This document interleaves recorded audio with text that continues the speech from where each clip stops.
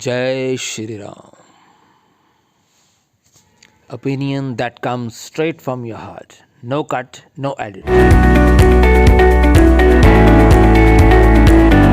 आज हिंदुओं की आस्था का प्रतीक भव्य राम मंदिर पूरे देश की शोभा बढ़ाएगा। कार्यक्रम में आने के लिए साधु संतों से लेकर नेता और तमाम गणमान्य लोगों को निमंत्रण पत्र बढ़ चुके हैं। राम मंदिर के उद्घाटन के लिए 4000 संतों समेत अलग अलग क्षेत्रों से जुड़े वीवीआईपी हस्तियों को निमंत्रण भेजा गया है। इनमें आरएसएस प्रमुख मोहन भागवत, फिल्म अभिनेता अमिताभ बच्चन, अक्षय कुमार और क्रिकेटर सचिन तेंदुलकर और विराट कोहली जैसे नाम शामिल हैं। ट्रस्ट ने इन सब के बीच नेपाल से एक ऐसी खबर आई है जिसे सुना आप भी नेपाल को थैंक्स तो जरूर बोलेंगे।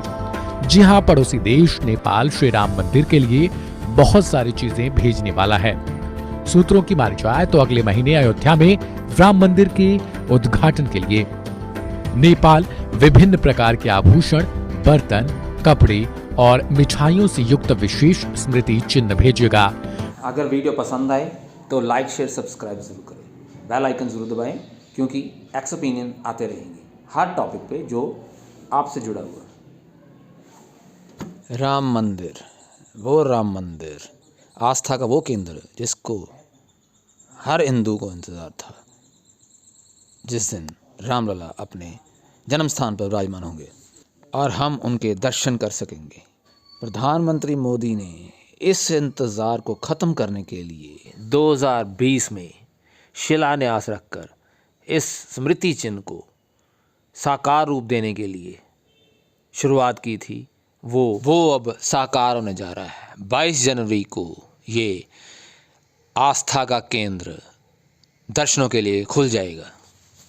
इसके साथ ही अब वो बहस छिड़ गई है कि इतिहास के पन्नों में क्या ये पहले राम मंदिर ही था। राम मंदिर को ही तोड़कर मस्जिद बनाई गई थी। ऐसे ही कुछ ख्यालात हमारे पड़ोसी देश में भी जाहिर किए जा रहे हैं। बहस छिड़ी हुई क्योंकि लोग क्लेम कर रहे थे कि वो रामलला का जन्म स्थान है।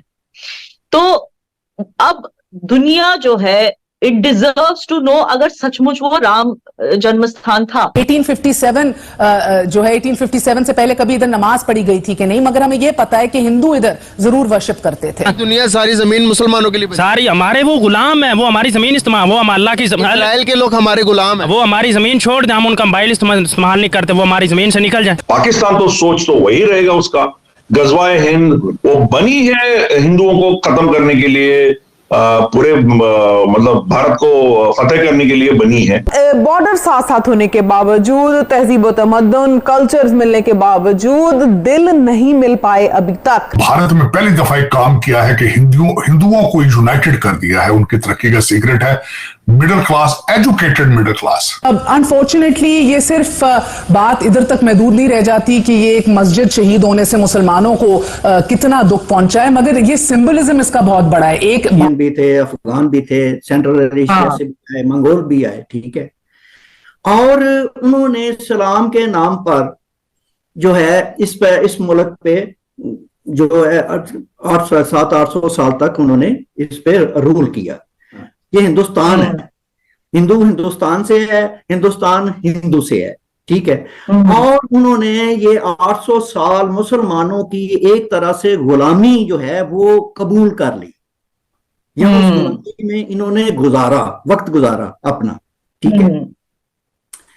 अब वहां पे होता ये है कि उन मुसलमानों की वजह से जो फॉरेनर थे, गैर मुल्की थे और वह हमलावर थे, वो जो है वो कुछ मुसलमान साथ ले आए और कुछ मुसलमान जो इंडिजीनियस लोग थे हिंदुस्तान के, वो शायद कन्वर्ट हो गए, ठीक है। उनमें आपके भी माँ बाप हो सकते हैं, मेरे भी हो सकते हैं। अच्छा, अब ये जो 800-1000 साल का ये कॉन्फ्लिक्ट है ओवर इंडिया, ठीक है। 800 साल तो हमने मजे से गुजारा, यहाँ पे हुक्मरानी की, ठीक है। और जब यूनाइटेड और इकट्ठे रहने का वक्त आया तो हम मुसलमानों ने इंडिया में कहा कि भाई हम तो हम और हिंदू दो अलग अलग नेशन है और हम इकट्ठे नहीं रह सकते। 800 साल तक या 1000 साल तक हमें ये बात याद नहीं आई कि हम तो इकट्ठे रह ही नहीं सकते, हम तो एक कौम ही नहीं है। ठीक है, तारीख को अनडू तो नहीं किया जा सकता, लेकिन हम एज ए बीइंग मुसलमान हमें एक्सेप्ट करना चाहिए कि ये सब कुछ हुआ था, ये इंडिया था, यहाँ टेम्पल थे, टेम्पल्स गिराए भी गए होंगे, उनकी जगह मस्जिदें भी बनाई गई होंगी।